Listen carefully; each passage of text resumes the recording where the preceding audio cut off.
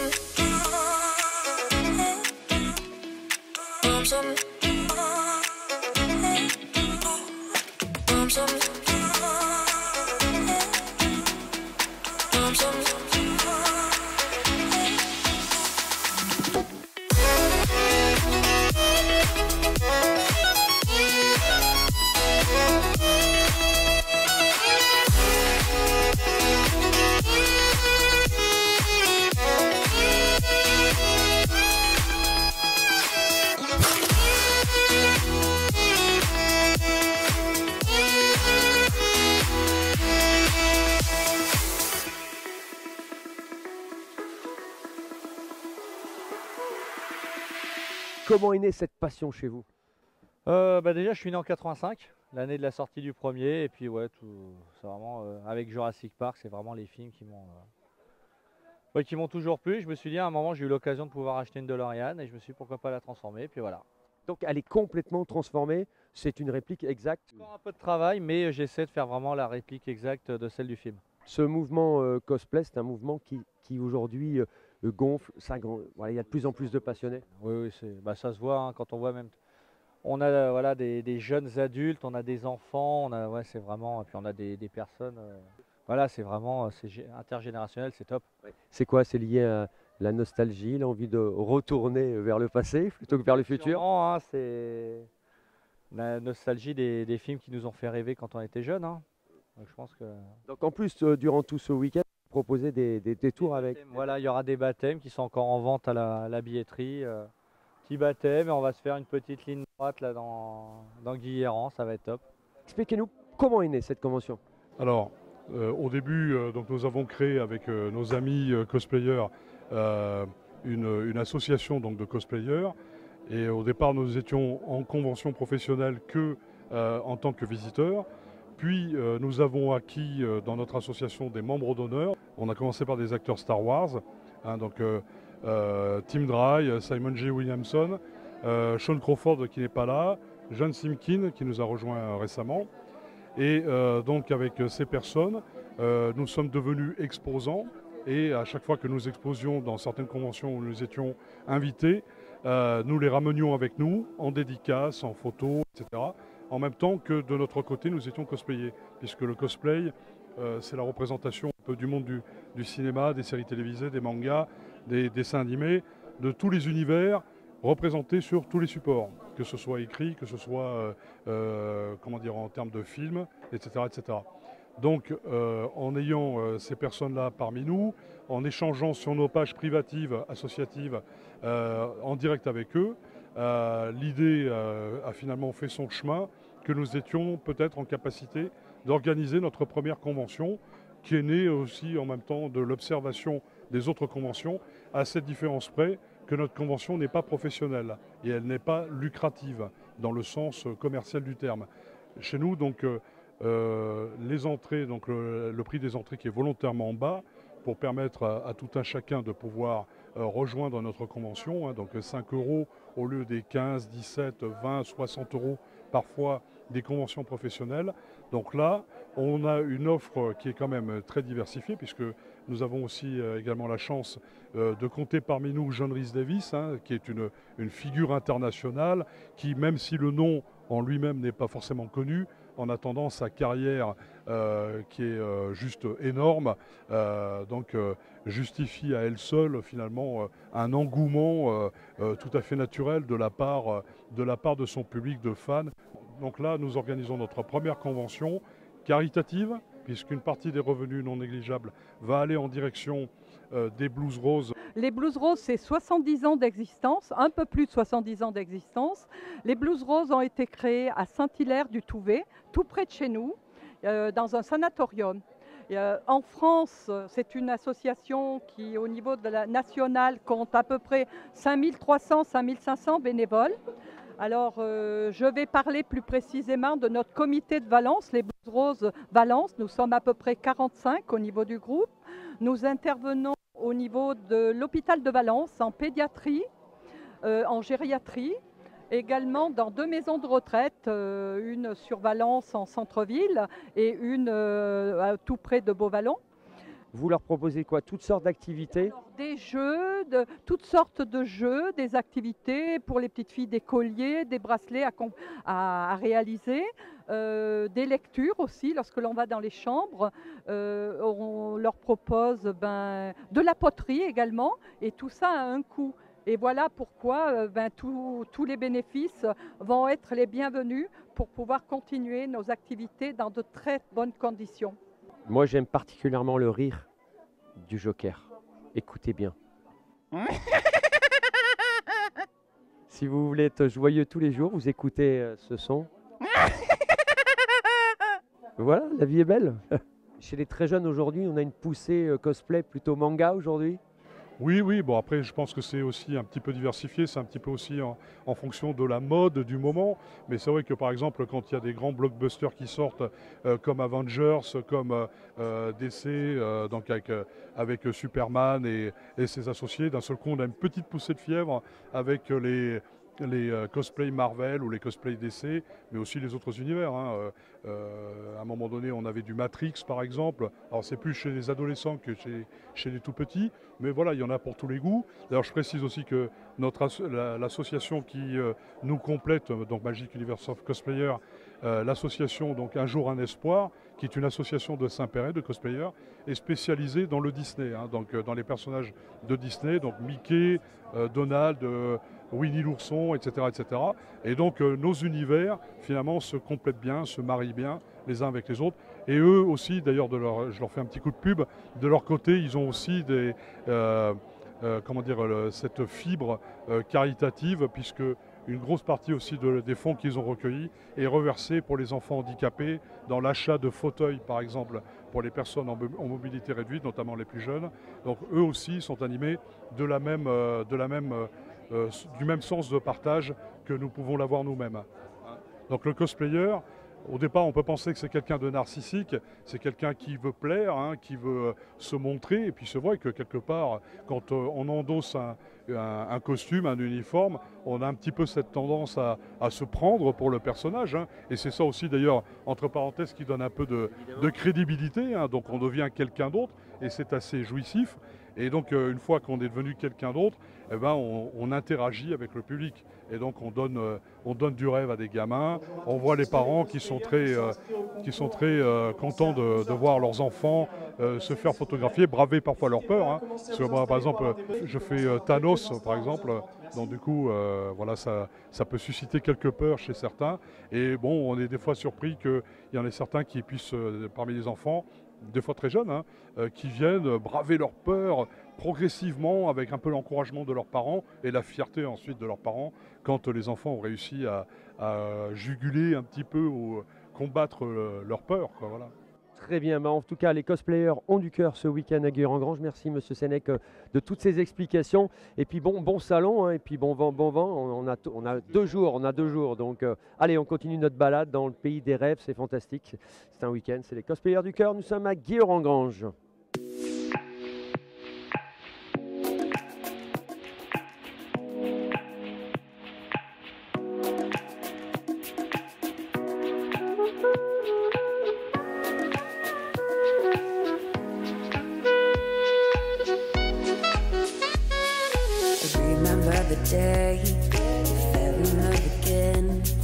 Every time she would cry on my shoulder, I was here all alone trying to save her. He asked me to come back, and we're not quite alright. Every time she would cry on my shoulder, I was here all alone trying to save her. Je pense que c'est le rêve de tout homme, c'est de rencontrer Cendrillon et de la voir à côté de soi comme cela. Bon, comment ça va Cendrillon? Eh ben ça va chaudement. C'est vrai? Ah oui, c'est insupportable la chaleur, mais bon, on fait avec. Bon, pourquoi avoir choisi ce personnage? Parce que c'est quelque chose qui vous fait rêver depuis que vous êtes petite? Exactement, je pense que c'est les rêves de toute petite fille de porter le costume un jour et du coup, je le porte avec plaisir. C'est uniquement votre cosplay, uniquement Cendrillon ou vous en avez d'autres? Je fais d'autres cosplays, donc vous avez mon stand juste à côté. Je fais Harley Quinn aussi, donc là demain je ferai la version de Bird of Prey et j'ai fait celle de Suicide Squad. Alors comment est née cette passion chez vous? Pourquoi être rentré dans cet univers qui est relativement récent mais qui a un engouement et un essor extrêmement rapide? Alors c'est grâce à mon papa en fait qui nous emmenait en convention depuis qu'on est petite avec mes sœurs et du coup la première qu'on avait fait c'était Star Wars et donc au final ça nous a créé un véritable engouement donc du coup on a décidé de se mettre au cosplay. Nous sommes avec aujourd'hui en exclusivité et en Ardèche avec Hermione. Il est où Harry Potter? Ah, il n'a pas pu venir aujourd'hui. Pourtant c'était prévu quand même. Ah bah oui, je suis désolée. Vous pouvez pas comme ça avec votre baguette faire quelque chose? Vous avez des dons pourtant. Bah oui, mais j'ai pas le droit de faire de magie, je suis pas à l'école. Ah d'accord. Bon, comment ça se passe cette convention? Contente d'être là, d'être entourée, de rencontrer plein de personnages, de rencontrer plein de passionnés? Ah oui, c'est génial, moi j'adore venir comme ça ici. Mais pourquoi ce personnage particulièrement? Bah parce que Hermione, je me suis toujours basée à elle. Petite, je lisais des livres comme elle, j'étais toute seule comme elle et voilà. Et dans ton quotidien, tu vis comme elle aussi? Ou tu quand même as ta vie normale? J'ai ma vie normale, ouais. C'est pas trop difficile justement quand on se met dans la peau d'un personnage, on s'identifie à ce personnage et de le quitter comme ça quand on enlève les vêtements, on met des vêtements on va dire plus classiques. Ah oui, c'est compliqué. Moi, j'aimerais rester comme ça toute ma vie, mais bon, c'est pas possible. Bon, on peut savoir ton âge? Oui, j'ai 15 ans. 15 ans, donc tu les as tous vus les Harry Potter plusieurs fois? Oui, au moins 10 fois, je pense, et j'ai tous les livres. Bon, est-ce que tu penses qu'il y en aura un autre d'Harry Potter? J'espère. J'espère de tout mon cœur. Pourquoi un personnage comme cela? Vous êtes un passionné ce film? Alors, pas du film. J'étais parti, enfin oui, du film je suis passionné, mais j'étais parti faire du steampunk. Je ne sais pas si vous connaissez. Vaporiste, style 1800 les brouettes. Donc j'avais acheté le casque, tout ça, et la plupart des gens me voyant avec le chapeau, ah, Jumanji. D'où après l'achat de la cravate et de la chemise noire, parce que Van Pelt dans le film, le premier, a une cravate rouge et une chemise noire. Vous vous identifiez complètement au personnage? Vous êtes complètement bien dissocié? Oui, complètement. Complètement dissocié, tranquille, voilà, sans prise de tête. Pensez pas que ça peut être justement chez les jeunes, on vient d'interviewer une fan d'Harry Potter, on peut justement s'identifier un peu trop et avoir quelque part un dédoublement de personnalité? Non, je crois pas. Non, pas dans le cosplay, il me semble pas. Vu le nombre que je côtoie en cosplayer, non. Ils sont quand même après autres, ils sortent de leur personnage, ils sont dans leur personnage peut-être en tenue, mais après je crois pas que ça les rende plus Harry Potter ou autre chose. J'ai envie de dire Bond, James Bond, et en effet je suis avec James Bond. Bonjour James. Pas son représentant, hein, restons modestes. Ah bon, parce que vous n'êtes pas le vrai James Bond? J'ai fait du cosplay en James Bond pour m'amuser, mais je reste Thierry Normand. Très bien. J'ai posé la question depuis tout à l'heure de façon récurrente. Pourquoi ce personnage principalement? Ça ne se discute pas, hein, c'est comme un feeling quoi, qui se crée. Moi, ça fait 40 ans que j'aime bien James Bond. Il me fait rêver. Ce qui me fait rêver aussi, c'est l'interprétation des différents acteurs qui se sont succédés. Il y a plein de choses qu'on pourrait résumer qui me plaisent dans James Bond, mais c'est le fait que c'est une licence qui est increvable, quoi, parce qu'on en est au 60e anniversaire et c'est pas rien de le dire. Si il fallait vous choisissiez un James Bond, un acteur, ce serait lequel de toutes ces années? Écoutez, comme je vais dire à chaque fois qu'on me pose cette question, moi, ça serait injuste de dire qu'il y a un acteur que je préfère. Mais moi, j'aime bien tous les acteurs de James Bond parce qu'ils ont tous apporté leur pierre à l'édifice de la saga. Et non, je ne peux pas dire que j'ai de préférence. Bien que j'aime bien aussi Daniel Craig, qui a une interprétation plus littéraire du personnage. Voilà, s'il y a bien un personnage qui, moi, m'a fait rêver tout au long de mon enfance, parce que je suis la génération Goldorak, c'est bien vous et je suis très heureux de passer ce moment avec vous. Comment ça se passe? Impeccable. C'est la joie, voilà, un bon salon qui commence bien. Bon, c'est tout un univers nostalgique, on replonge dans notre enfance, ça fait du bien avec la période dans laquelle on vit. Oui, ça permet de pouvoir revivre un peu le passé tout autant dans le présent et pouvoir aller vers l'avenir. C'est un costume que vous avez fabriqué vous-même? En effet, j'ai fabriqué les 3 quarts puisque c'est du papier métallisé en fait, et le reste c'est juste un spandex sur moi que j'ai mis. Donc franchement ça n'a pas été facile au bout en faire au moins 2 mois, mais ça fait le coup parce que ça met de la lumière dans le cœur des gens qui en ont besoin. Donc, quelles sont les voix? Alors j'imagine que vous en faites un sacré paquet, on va peut-être pas pouvoir toutes les lister, mais quelles sont les voix principales? La plus connue, c'est Gamora dans Les Gardiens de la Galaxie, dans Avengers. Et puis aussi une série qui cartonne, Riverdale, où je suis Hermione Lodge. Ça plaît beaucoup aux jeunes. Oui. Et puis Eva Mendes, January Jones, que j'ai fait dans X-Men le commencement. Alors du coup, quand on fait la voix française de Zoé Saldana sur un film, on l'a fait sur tous les films. Enfin, alors, comment ça se passe justement? C'est une très bonne question. En fait, là sur Gamora, c'est vraiment différent. Gamora, c'est un personnage vraiment Marvel et à part entière. En plus, elle est verte. Oui. Donc Zoé Saldana, en fait, elle a sa voix. C'est Ingrid Donadieu, elle se la dispute entre 2-3 voix. D'accord. Mais moi, je suis vraiment la voix de Gamora. Donc voilà, uniquement sur ça. D'accord. Sur Marvel.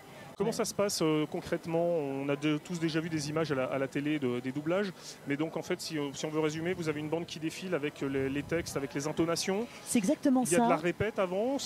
Comment ça se passe? Alors justement, c'est très intéressant ce que tu dis parce que justement, il n'y a pas de répète. On est vraiment dans l'immédiateté du moment. Et c'est la difficulté du doublage, c'est pour ça qu'il faut impérativement être comédien. Ah ouais.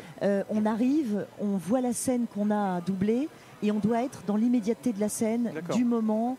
Et alors la difficulté, c'est que l'acteur, lui, a répété, a rencontré le réalisateur, a le costume. Nous, on n'a rien. On vient du métro et on doit d'un coup être Gamora. On arrive dans un studio à Paris. C'est compliqué, ouais.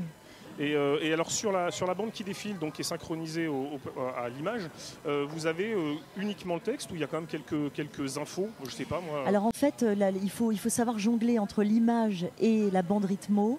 La bande rythmo effectivement nous indique quand on doit respirer, quand on doit souffler, quand on doit. Donc c'est un peu une petite technique à prendre. Mais en fait, il suffit d'être dans l'humeur et dans le jeu, et finalement tout se fait naturellement. Si on est dans la bonne émotion, on est dans l'image.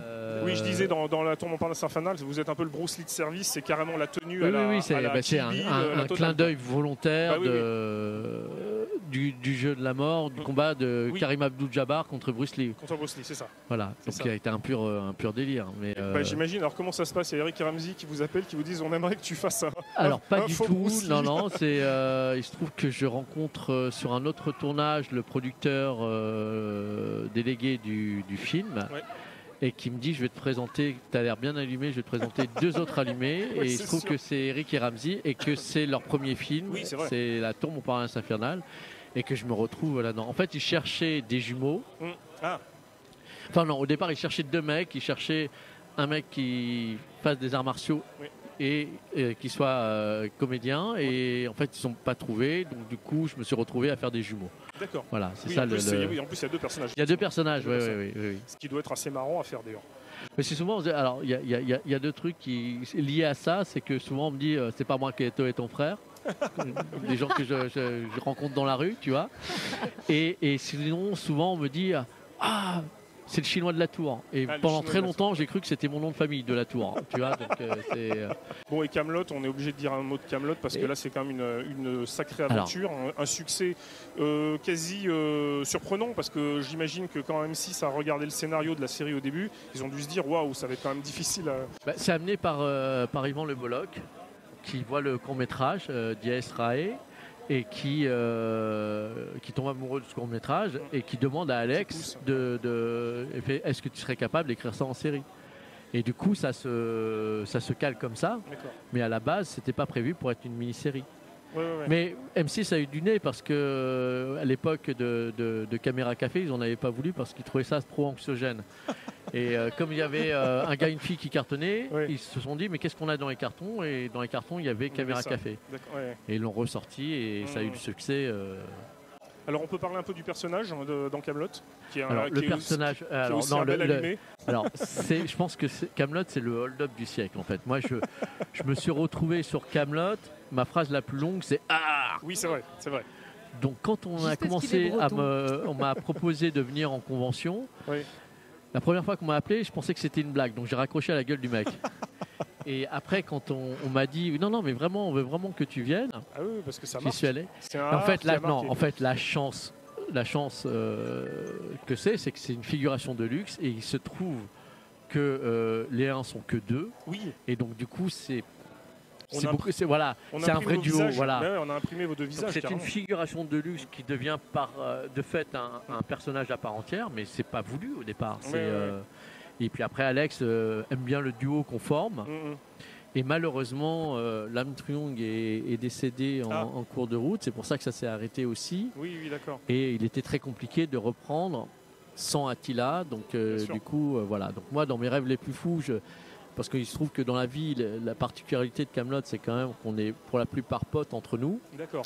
Et que du coup, moi je suis très pote avec le roi Burgonde, avec Guillaume Bria. Et donc on s'est dit, pourquoi pas vu jouer l'absurde jusqu'au bout, qu'ils se retrouvent l'un à côté de l'autre sans savoir pourquoi ils se trouvent là et à se regarder, à faire ah voilà. Ça fait toujours son petit effet de dire moi je suis pote avec le roi Burgonde. Moi j'avais une autre question. Qu'est-ce que ça fait de tourner avec Alexandre Astier? C'est de la grosse poilade comme on l'imagine ou c'est quelque chose de sérieux, plutôt cadré?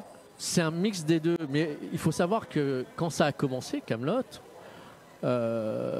Alexandre est inconnu au bataillon. Oui. Donc moi j'arrive à Arcueil-Cachan parce qu'au départ ça se tournait en région parisienne. Ils étaient dans des conditions qui étaient vraiment pas géniales. C'est des Lyonnais, donc ils venaient tourner en région parisienne. Et quand ça a commencé à marcher, Alex a dit je ramène toute ma troupe et on retourne à Lyon. Mais au départ il tournait à Paris dans des conditions franchement pas terribles. Et du coup Alex au départ il avait un réalisateur et après il a repris le bébé. Il a réalisé, il est devenu voilà. Mais au départ, M6 n'y croyait pas du tout. Il dit mais où sont vos auteurs, où sont vos... Ah, il fait les musiques, il fait tout. C'est incroyable. Non, mais c'est un ovni. Hein, donc c'est un bonheur. C'est surtout qu'on est, on regarde un extraterrestre.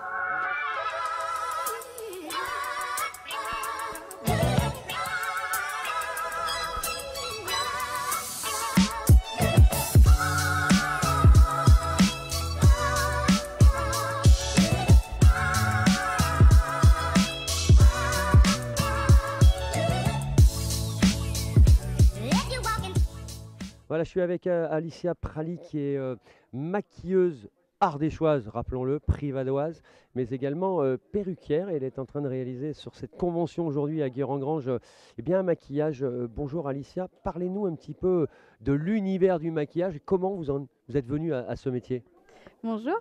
Alors moi, ça fait déjà depuis très jeune que je suis intéressée en fait au monde du maquillage. Alors j'ai débuté entre guillemets par regarder plein de films d'horreur. Voilà, ça m'a beaucoup passionnée et du coup, je regardais beaucoup les making-of et je m'intéressais à ça et du coup, ça m'a toujours pris en fait et je me suis toujours dit, voilà, quand je serai plus grande, c'est vraiment ce que je veux faire et donc du coup, je me suis spécialisée en effets spéciaux en plus de la formation en maquillage professionnel et voilà, petit à petit, je me lance, je fais des petites créations. C'est 2 ans de formation pour devenir maquilleuse?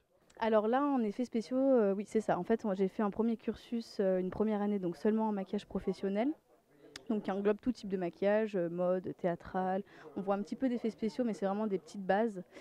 Donc là, on peut être maquilleur pro, avoir un panel assez important. Mais moi, j'ai vraiment voulu me spécialiser en effets spéciaux. Donc ça a été aussi une année complète. Et là, c'est vraiment pour faire les grosses créas. Donc vraiment les gros monstres, les transformations. On pousse un peu plus loin les prothèses et les matériaux surtout, très important. Donc voilà, moi, c'est surtout ça qui me passionnait plus. L'un est privadois, l'autre est ch'ti. Comment on se rencontre comme ça? J'ai un ami qui habite sur l'île, qui était en vacances ici en Ardèche, et il est tombé sur un article dans le Dauphiné, donc avec Chris qui raconte sa petite histoire avec sa moto Chips, qui était de 82 de mémoire. Et donc le copain m'a ramené le petit journal avec l'article. J'ai appelé Chris par téléphone, on a fait connaissance. Donc j'ai acheté une moto Chips, la même que la sienne, que je prenais tous les ans en vacances pour venir faire des petits road trips dans le sud, dans 7-8 ans. Une semaine par an en Ardèche. Et on tournait en Ardèche, la Drôme, en Chips, en faisant la belle petite patrouille, en restant bien serré. Et on était invités à droite à gauche, on se régalait. Voilà. Et puis un jour, il a acheté les vrais de la série télévisée des années 70. Donc c'est la paire que vous voyez aujourd'hui. Moi, j'ai gardé la mienne, je roule en solo. Mais là, il est venu, donc c'est l'occasion de faire un revival. Alors, vous êtes deux passionnés de la série télévisée au départ ou comment on tombe dedans Ça aurait pu être une Starsky Hutch par exemple? Oui, on aurait pu aussi, on a plein d'autres trucs. Moi j'ai le Taxi américain qui est à côté aussi, j'ai d'autres passions. Mais c'est vrai que je pense qu'on a tous vu ces séries quand on était gamin. Et donc c'est une série qui nous a vraiment marqué, comme toutes les séries des années 80, avec L'homme qui tombe à pic, avec Steve Austin. Mais bon, on n'arrivait pas à courir aussi vite, donc on a abandonné. Starsky Hutch, les cheveux bouclés, j'ai essayé, ça m'allait pas du tout. Donc on est retombé sur les motos Chips. Ouais, l'histoire c'est ça en fait. Alors expliquez-nous un petit peu ces motos qui sont des répliques évidemment. Non, ce sont des police qui ont été réformées en Californie. Donc ce ne sont pas des répliques. Voilà. Ce sont les motos qui ont, enfin pas servi au tournage, mais ce sont les mêmes motos. Elles ont patrouillé en Californie. Voilà, ce sont des vraies motos de police. Ce ne sont pas des répliques. Donc quand elles ont été réformées, moi je les ai rachetées.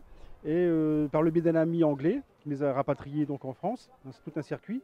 Et ensuite j'ai dû retrouver les radios d'origine, le bloc radio, les antennes, les feux poursuites, les compteurs et la sirène.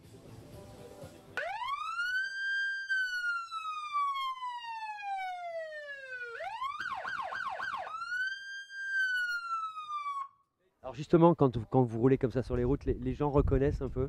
Bien sûr. Ah, bien sûr. On a souvent le pouce levé, les petits coins, les sourires. Après, c'est rigolo parce que des fois, il y en a qui pensent qu'on est des vrais policiers. Donc, tu as les gens qui ont oublié la ceinture de sécurité, qui la font glisser doucement. Et on les voit, ou le portable, ils jettent le portable. On fait un petit peu de prévention. C'est bien, c'est utile en même temps. Les Américains, on s'amuse pour les arrêter. Ils adorent ça, les gars. Le mec qui a une Ford Mustang, qui a une Chevrolet, on le prend, on met la sirène, on l'arrête, le gars il est super content. Et nous aussi. Ah ouais, c'est sympa. C'est que du bon moment, que du positif. Alors vous réalisez évidemment les maquillages de certains personnages. C'est quel personnage est le plus demandé? Alors j'ai eu le plus souvent, là je fais aussi sur les mains. Et parce qu'il y a souvent des personnes qui ne veulent pas se faire maquiller au niveau du visage pour que ça soit facilité pour tout le monde en fait. Et j'ai eu là le plus souvent aujourd'hui Fairy Tail, sur le tatouage de Fairy Tail qui était assez sympathique à faire. Il y a eu différentes couleurs, des fois je leur demande de quelle couleur ils veulent choisir parce que c'est vrai aussi de rester dans la personnalité de la personne quand on demande surtout les maquillages. Vous allez réaliser quel maquillage sur Léna? Le maquillage d'Harley Quinn. Harley Quinn. Bon, ben on vous laisse faire, on va bien regarder. Je vous laisse travailler. Voilà Flavina, le maquillage est fini. Ça change un être. Ah bah ça change beaucoup. Bah, surtout que, quand on voit sourire comme ça, bah, moi ça me fait juste envie de continuer encore et encore et encore. C'est de faire plaisir aux gens comme ça. Qu'est-ce que ça fait quand on est un passionné de cet univers Jurassic Park?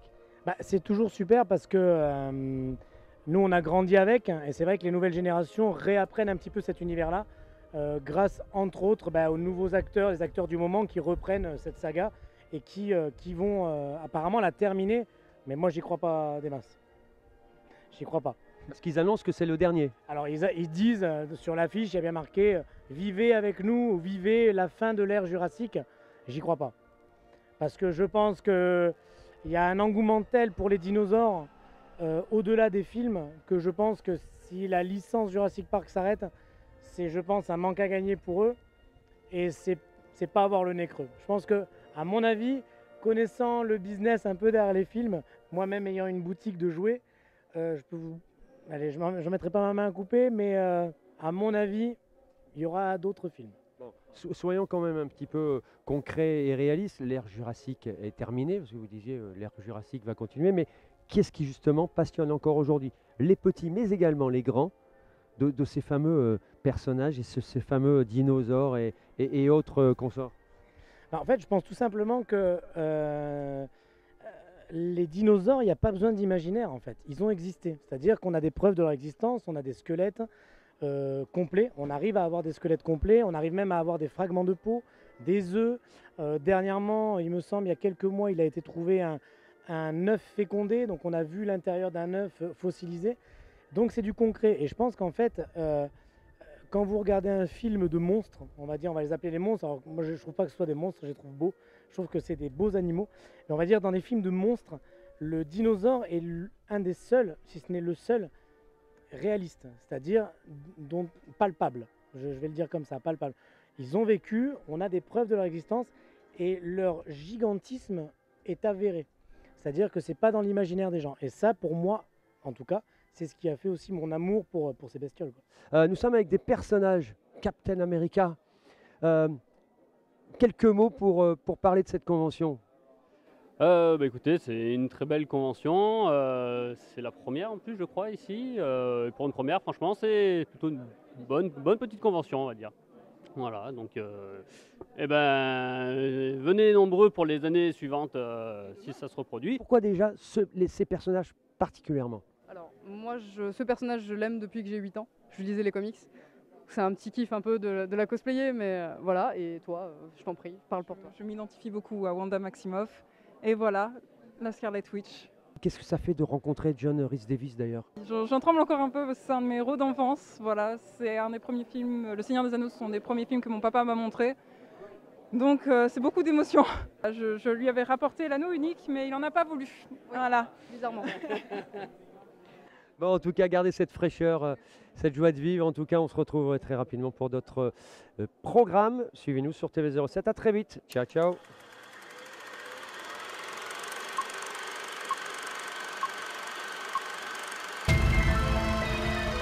Welcome to the 70th Gens Festival.